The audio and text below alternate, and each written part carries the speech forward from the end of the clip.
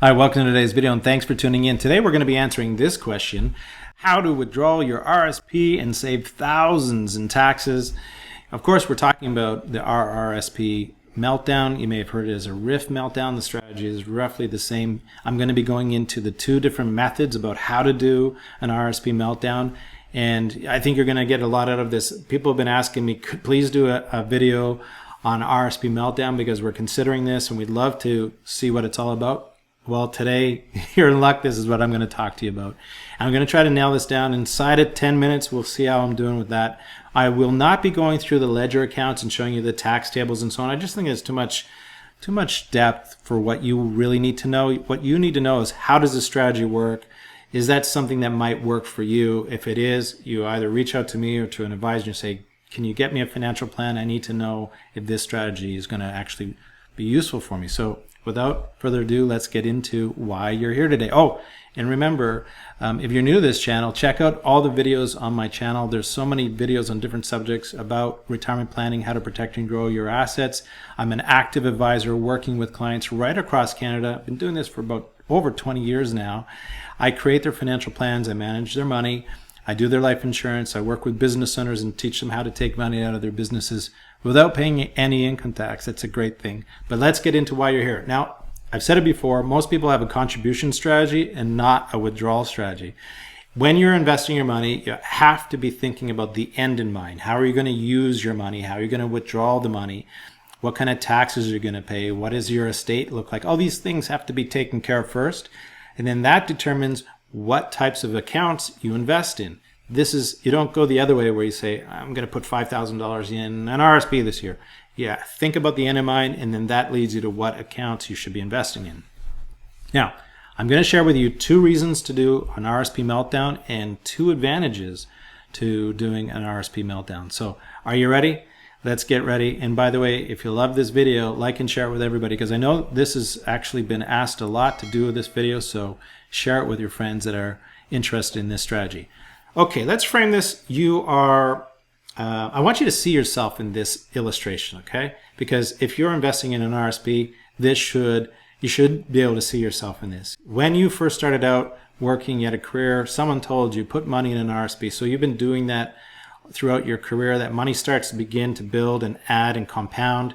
And at 65, you say, that's it, I'm retiring. And you have about $900,000, let's say, in an RSP. And someone says, don't run out of money. Make sure your money lasts throughout your retirement. Or we'll say, or you may have had other sources of income and you didn't need all that RSP money. So you just decided to do a RRIF minimum. A RRIF minimum is a schedule.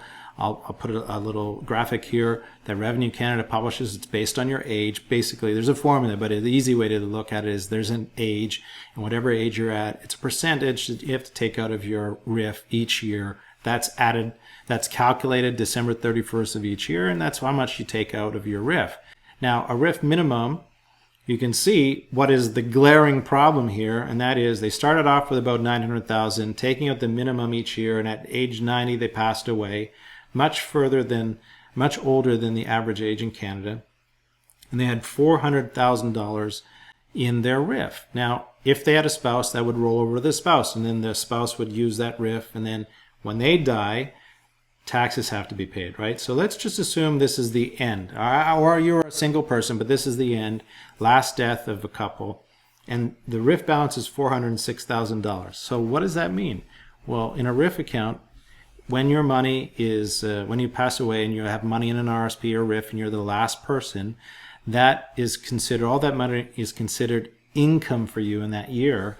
So what is the tax rate on $400,000? And by the way, that's just the RRIF, has nothing to do with any other taxable situation you might go. If you were working, it's all lumped together. So anyway, you're already at 53%. So $217,000 of your RRIF, it goes to Revenue Canada. Thank you very much. Nice gift. And, that's not exactly what you had intended to do with your RSP or your RRIF when you first started out. You thought you were going to use all your money in your retirement. In this case, you're giving half of it to Revenue Canada. So the first advantage is obviously with an RSP Meltdown is you're trying to not give as much money to Revenue Canada. You don't want to leave it behind. So when you think about this before I show you the actual strategy. Just a word of warning. Doing an RRSP meltdown, you want to make sure when you're doing the withdrawals that you're actually using it for your retirement and that you're putting the excess into a tax-free savings account or a non-registered account. But you're certainly not just spending it, right? Because this is your retirement money. So you want to make sure that you're not going to run out of money. So it's very important you get a financial plan done. Okay, you ready now? Here are the two methods to do an RRSP meltdown. You ready? The first one is borrowing to invest. It's very complicated. You are investing money. I'm going to show you exactly, but the formulas are pretty intense. Okay, carry the 1 divided by... Oh, sorry, we're back. Oh, just a little joke there. You know, the idea that first strategy is not for everybody. The number of times I've done a RRIF meltdown or an RRSP meltdown and we borrow to invest are very few. And the reason for that I'll get into are really quite obvious. But let's just look at the first problem. Now, you have an RRSP and you want to do an RRSP withdrawal. And let's say on that additional income, you're going to pay $9,000 of taxes. So what you would do is you would take a line of credit and you would invest that money, buy whatever you want to buy in terms of stocks or bonds, mutual funds, segregated funds, whatever you're doing. But basically you're taking that money and you're investing it into the stock market. Then that money becomes, or that loan becomes tax deductible. So what you want is you want to invest enough money or borrow enough money that produces the tax deduction, which is equal to your RRSP taxes that you had on that additional income. And the two cancels each other out. So that way you get to melt down your RRSP, and what you're left with is a big, hopefully a big non-registered account that you'll be able to draw on throughout your retirement. Now you still owe the loan, so at some point you're going to have to either pay that off from some other cash that you have, or take money from that investment account and pay off the loan. So you still have the loan. So I'm not really in favor of that. Obviously, this is the obvious reason, because the markets certainly over the last 3 years, we're 2023 now, have not been favorable to do that kind of investing. Unless you have nerves of steel, most people are not going to enjoy this strategy this way. So the other way is to do a strategic early withdrawal of your RRSP. So when would you do this? You would do this when you are in a low to zero income. Maybe you're unemployed, maybe you have a child, you're pregnant, or you just had a child, and so you have a lower income. So that's where you would take money out. If your spouse wasn't working for whatever reason, your income is lower. And so when we say lower, you're in the lowest tax bracket. So that's where you would want to do an RRSP withdrawal. Now, the other area is this gap year before pension. You've seen me use this illustration before. I just love it because it illustrates the timelines of when you can get your CPP the earliest, when's 100%, the latest age, when you might push a RRIF off, that kind of thing. But you see this income gap is 50 to age 65, or we'll call it 64. Now, it doesn't mean that that's the income gap period. You could be doing an RRSP withdrawal in your 40s if you wanted to. But what I'm trying to highlight here is those might be periods of time where you have either chosen to retire early, but your Government of Canada pension isn't ready yet, right? Because you're too young for that, or you don't have a pension, or your pension isn't coming in. Or you've decided, maybe you've decided to retire early, or maybe you just, because like we saw in COVID, where people lost their jobs and then just didn't get their job back again. So there's periods of unemployment. So that's an ideal time for you to do an RRSP withdrawal. That would be melting down your RRSP. So again, the two reasons for doing this strategy is funding your lifestyle expenses and lowering that RRSP balance so you're not going to be dying with a large RRSP or RRIF balance. So if you look at it from this point of view, this illustration shows you kind of what I'm trying to do is paint a picture in your mind what's happening. That blue obviously is that large ballooned up RRSP balance. And when you do a RRIF or an RRSP meltdown, then after that process is all done, then you're left with a lower RRSP balance, or maybe even no RRSP balance. It really depends on your financial plan, how deep you go into that. And you're left with a much larger tax-free savings account and an even larger non-registered account.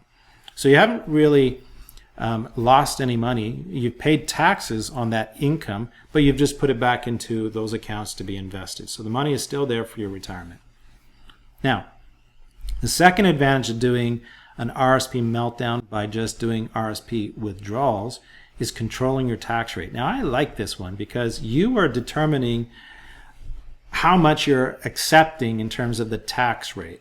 It's no longer the RRIF part where your RRIF minimum, especially with a larger RRIF balance, your income goes up each year and you pay more taxes. Here you're actually deciding each year how much you're going to pay in taxes. So look at this. This is the Ontario tax table for the marginal tax rate. And what you would simply do is decide how much taxes you want to pay on your income. And so you'd simply make sure that when you do your RRSP withdrawal, that you're in the same tax rate. So think of 53,000 to 86,000, we'll call it. You're still in the 29.65% tax bracket from 53 to 86. So you could easily dump in some more money from your RSPs and not spill over into the next tax bracket. So that's what I mean by controlling your tax bracket. You could say, you know what, I don't mind going from 49,000 to 86,000 and take the extra 5% increase, marginal tax increase. So that is what I mean by controlling your tax rate. That's one of the most beautiful things about this strategy is you're in command of that now. Now, remember that the theory behind an RSP was that you contributed at a higher tax rate and then you did a withdrawal of your RRIF, presumably, at a lower tax rate. So that's what you want to try to maintain, is that think about when you contributed to your RSP. Are you now withdrawing at a lower tax rate or the same? If not, you really haven't had a benefit in that RSP. You've used it to grow it in a tax deferred basis, but you still paid the tax anyway. So there really wasn't that much of a benefit by using that strategy. An RSP works well when you're doing it this way, higher tax bracket to a lower tax bracket. Now, it all begins with a financial plan. Here I am banging you on the head with the financial plan again. This is the only way you can do an RSP meltdown strategy, is to get a financial advisor to actually do the financial plan, show you the tax tables, really work it in a very deep way, and you'll see exactly how much money you're going to give to taxation, how much extra income you might have. It's so important. A financial plan is seeing the outcome of your planning decisions before you commit to them. So it's vitally important you get that. Now, I hope you enjoyed today's session. I tried to do it under 10 minutes, almost got it there.